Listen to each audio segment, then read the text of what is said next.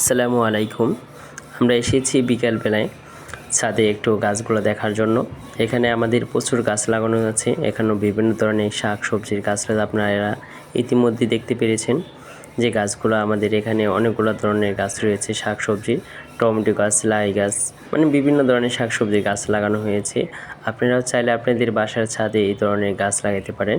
এমনকি গাছ লাগাবেন, গাছের যত্ন নেবেন, গাছ থেকে আশা করি বিভিন্ন ধরনের ফল ফুল পেয়ে থাকবেন। কারণ কি জানেন, গাছের যত্ন নিলে গাছ থেকে আশা করি বিভিন্ন ধরনের ফল ফুল পেয়ে থাকবেন। আমাদের গাছ লাগানোর উদ্দেশ্য হয়েছে আমাদের সময়টা বেকার কোনো দিকে না কাটিয়ে আমরা যদি ছাদে এই ধরনের গাছ লাগাই তাহলে আমাদের সব দিকে উপকার হয়। যেমন আমাদের শাক সবজি কিনে খেতে হবে না, বা আমাদের শরীরের জন্য খুব গুরুত্বপূর্ণ একটা বিষয় যাতে ফরমালিন মুক্ত কোনো কিছু না খেতে হয়। আমরা গাছ থেকে যাই পেয়ে থেকে নাকি তাই প্রাকৃতিকভাবে এটা খুবই আমাদের শরীরের জন্য ভালো। কিন্তু বাইরে থেকে কোনো কিছু কিনে খেলে এটার সাথে বিভিন্ন ধরনের ফরমালিন ইউজ করা হয়, সেক্ষেত্রে আমাদের শরীরে বিভিন্ন ধরনের সমস্যা হওয়ার সম্ভাবনা থাকে বেশি। সেই দিকে লক্ষ্য করে আমরা যদি নিজেরাই চাষাবাদ করি বা আমাদের ছাদে যতটুকু জায়গা আছে না কেন এটুকুতে কাজ করি, আশা করি আমরা সবাই মিলে কাজ করবো এবং কৃষিবাজ কাজ করব, তাহলে আমাদের জন্য একটু হলেও হেল্প হবে।